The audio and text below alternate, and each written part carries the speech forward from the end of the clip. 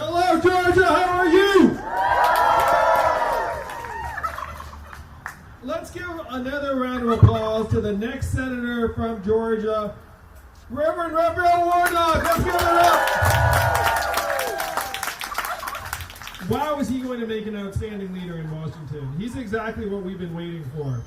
I also want to thank my incredible wife, Evelyn, who's right there with one of our boys. Thank you, Evelyn, for everything. That was awful for Evelyn. Let's do a little bit better.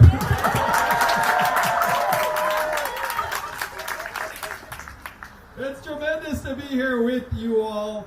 The future of the country rests on what happens on January 5th and all of the votes that come out from December 14th when early voting starts till Election Day.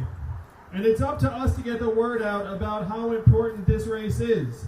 A lot of folks voted in November and they think, okay, that was the election, it's over. But it's not over.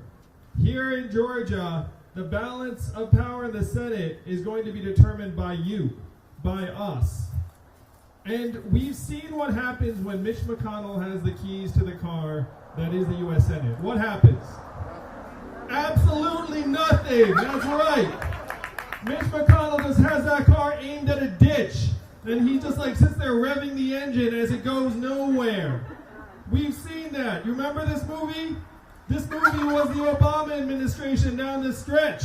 Do we want Joe Biden's administration to have the same situation? No, heck no. We're in the midst of an historic crisis. The reason why I am here is because I know we need an invigorated, activated government to actually help get us out of this hole we're in. That will not happen if Mitch McConnell has the keys. But you know who's going to take the keys away from him? You are. We are. And we're going to hand the keys to Raphael Warnock, to John Ossoff. It is all on us.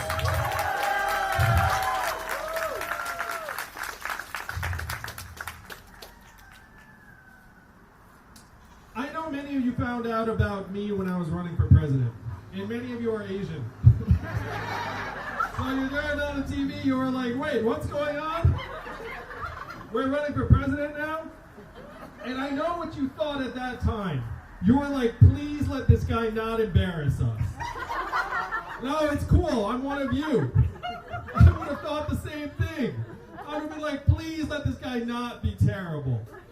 And so then you tuned in and you were like, not terrible yet. You know? Matter of fact, he's all right. I might even like this guy. And then you waited for someone else to say, you know, he's not bad. And you're like, yeah, I do like this guy. Don't worry, again, I'm one of you.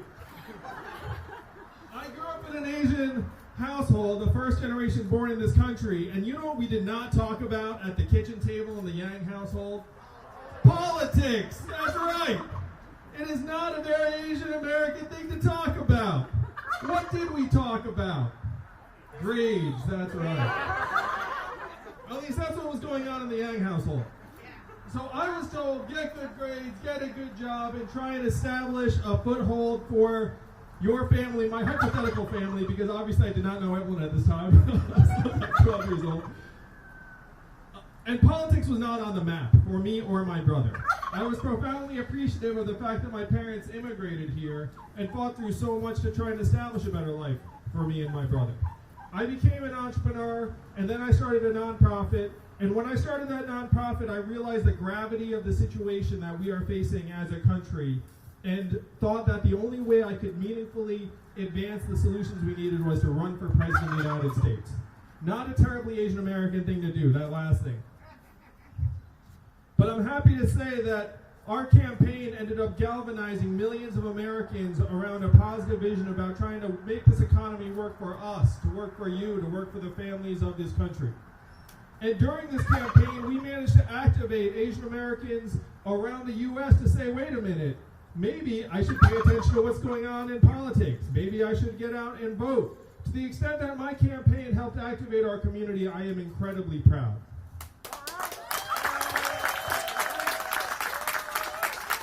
Just like you all should be proud of what you did on Election Day. Joe Biden, I just checked it out in the car, looked at the final tally. Joe Biden won Georgia by 12,000 votes. And Asian Americans went 2-1 for Joe over Donald Trump.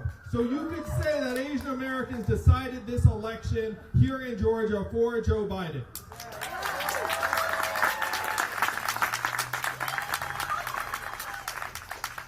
Almost half of those Asian Americans had never voted before. And that, I know, is due not just to me, but to the hard work that organizers like you all have done trying to get the word out in our communities that voting matters, that American politics are incredibly important, not just to our community, but to the country that we are going to raise our children in. And I want to take this opportunity to thank the people that have done what, again, would have been impossible to young Andrew Yang, and that is run for local office and win. So let's give a round of applause to Sheikh, Michelle, Dean, everyone else who's run and won. I'm told that we're looking at many, I think the majority, maybe all of the Asian American state legislators in the state of Georgia. I think are on this patio. But still, that's an incredible array. I mean, if you tried this photo circa 2016, I'm told it would have been one person standing on a porch, which isn't much of a photo op. So that's progress, but we have to keep on going. We have to let folks in our community know that voting matters, that this election matters, that the future of this state and this country can rest in our community's hands. The fact that my parents did not talk about politics and most of your parents did not talk about politics, it is not anyone's fault. They just showed up in this country. But now there's no excuse. Now that we've been here a little while, we can let each other know that we need to get out and vote. Am I right? And sometimes when I run across local elected officials, they thank me for running for president. I say two things. Number one, again, thank my wife. And number two, that running for local office is harder than running for president. It is. I know it. The reason being that everyone knows where you live. You know, if Andrew Yang disappears to Georgia for a little while, no one's like, where's Andrew Yang? But for your state reps, for your legislators, they know exactly who you are, where you live, where your kids go to school, like everything. So my congratulations really to you all for stepping up, taking on this challenge, and then doing something I never did, which was win.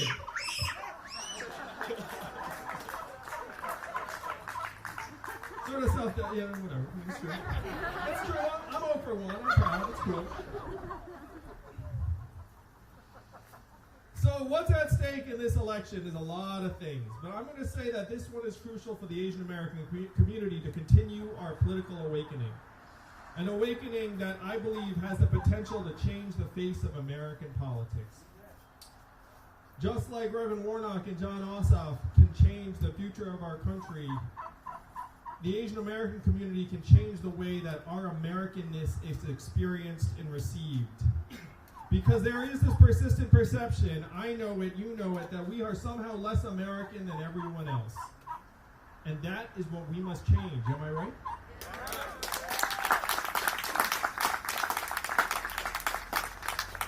We have the potential to help change that on January 5th. I want you all to imagine the results coming in. Reverend Warnock, victorious. John Ossoff, victorious. Georgia goes blue again. And Asian American turnout is one of the big reasons why. Do you think that will help transform the perception of our community around the country? Yeah! Yes, it will, and we can make it happen. We will make it happen. That's right.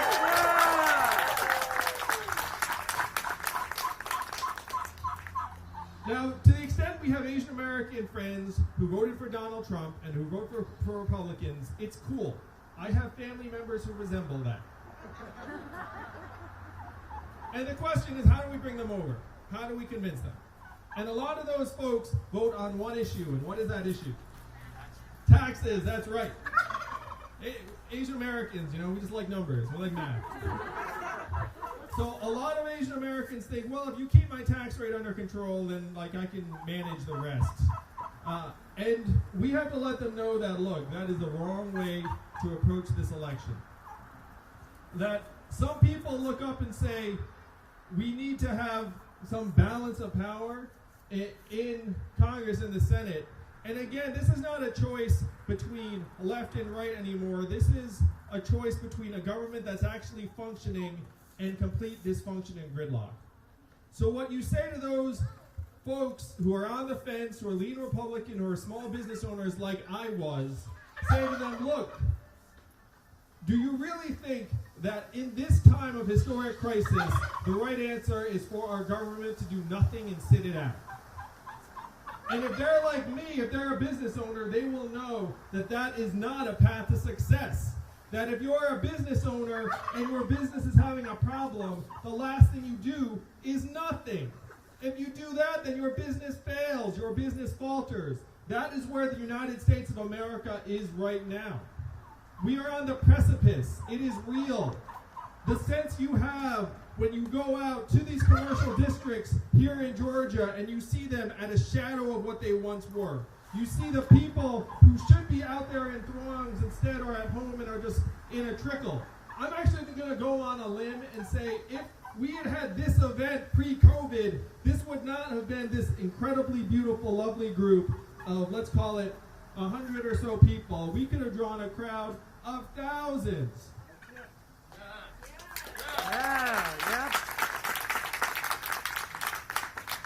But the path from where we are now to the country that we need to be goes right here through you all, through this vote on January 5th, and through electing this man and John Ossoff to the U.S. Senate.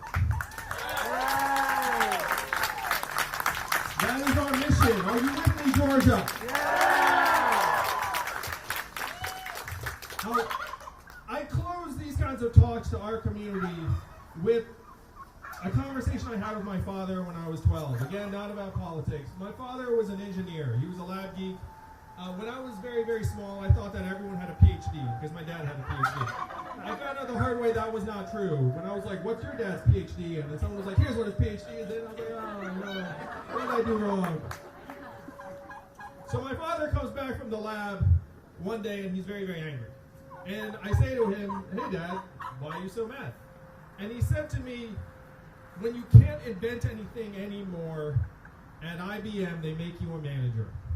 So the lab is all white managers and Chinese engineers. And I heard that. I was 12 years old, and I was like, wow, really? Is that what goes on? And that was one of the messages I got when I was growing up, that in America, we are allowed to be this successful if you're Asian American, but we are not allowed to be this successful. I know you've gotten that message too. I know you've gotten the message that we are somehow less worthy of the word American than the folks around us. And this is what we must put to rest once and for all. For your children, for my children, for the future of this country. And in order to put that to rest, we need to get this man to the Senate, we need to turn out and vote, and we need to stand up and say to everyone so they can hear us that we are just as American as everyone else. We can lead, we can contribute, and yes, we can vote. Thank you, Georgia. Thank you, Georgia. Let's win. In 2014, he helped stage a sit-in at the Georgia State Capitol opposing our state's continued opposition to Medicaid expansion. He chaired the New Georgia Project, which is dedicated to registering new American voters and minorities like me and many of you all. So he has been doing the work. So I want to echo, not only is he important for control of the Senate, but he will make sure the voices of Georgians, including AAPI Georgians, are heard for many years to come. And with that, I'm proud to introduce Reverend Warnock.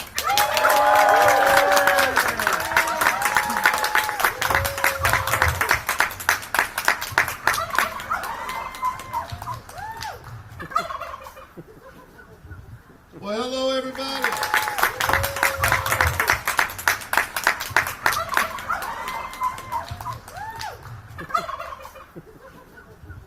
Well, hello, everybody. All right, it's Sunday, and I'm a Baptist preacher. Make a little bit more noise. Hello, everybody. Listen, I'm so excited and delighted to be here, and we are on on the precipice of something very special here in Georgia. We have flipped this state blue, and come January 5th, John Ossoff and I, with your help, we're going to seal the deal. Are you ready?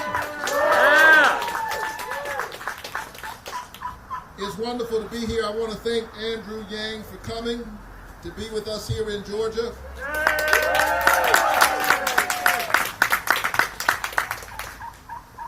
He is an example of the American story. And our gathering here today is so important because there are forces at work in our country trying their hardest to divide us. But I know that you know that the way we rise is we rise together.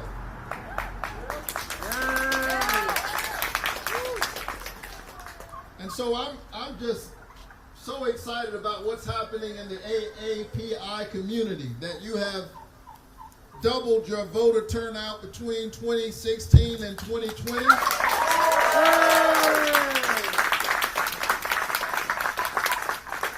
You are standing up, exercising that sacred democratic right, the right to vote, because your vote is your voice and your voice is your human dignity. And now we're going to translate that newfound power into fruit come January 5th. Not only turn this state blue, but more importantly, lift up the concerns of ordinary Georgians. I think that the wealthy and the well-connected have no shortage of representation in Washington. They are not suffering for lack of representation, but it's ordinary people. It's the people who we call essential workers, but we're not paying them an essential wage. Ordinary people. It's the people who work every day because they have heart, but they don't have health care. And if it were left up to my opponent, Kelly Loeffler, we would leave 1.8 million Georgians with pre-existing conditions uncovered. She thinks that's a good idea. I think that's a terrible idea. Terrible. Health diagnosis should not change the complete financial outlook for a family. And so we've got to come to this moment with a kind of clear-eyed vision that centers the concerns of ordinary people and of our small businesses. My dad was a veteran.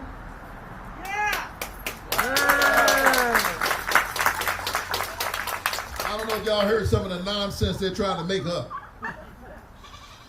But my dad was a veteran and a pastor and a small businessman.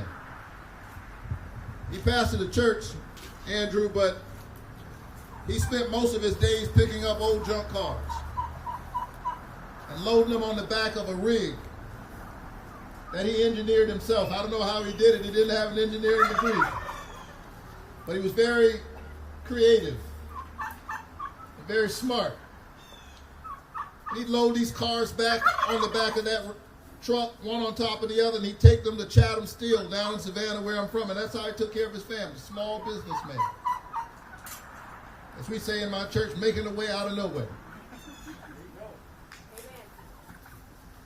And we've got to make sure that in the midst of this pandemic,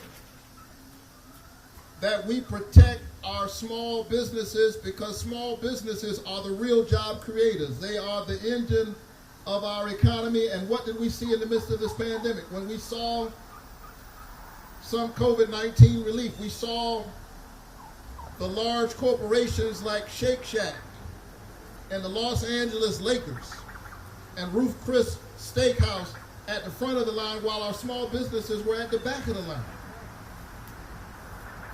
You think Kelly Loeffler's going to do anything about that?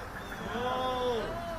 I mean, she is Wall Street through and through. She represents the problem that we're seeing in Washington, where there is this seamless relationship between political backrooms and corporate boardrooms. And you can't tell one from the other. And in her case, she's both at the same time. And so this Republican donor has contributed much to the Republican Party. She made a $100,000 contribution just 2 weeks before applying for this Senate seat. It paid off nicely for her. She and her husband have sunk $31 million in races all around the country. It's worked out well for her. She has paid for that seat. But her problem is this. The people who sold her that seat don't own that seat. It belongs to the people of Georgia. And come January 5th, the people of Georgia are coming to get their seat back. That's right.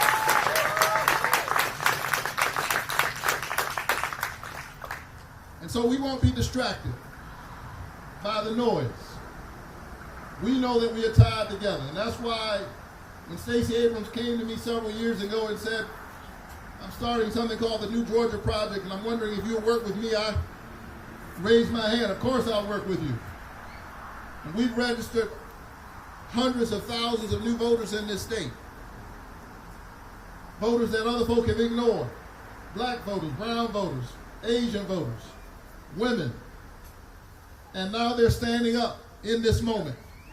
And the whole country is watching as Georgia rises up in the way that Georgia does in this defining moment in American history.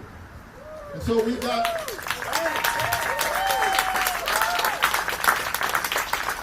So tell your friends, we got more work to do.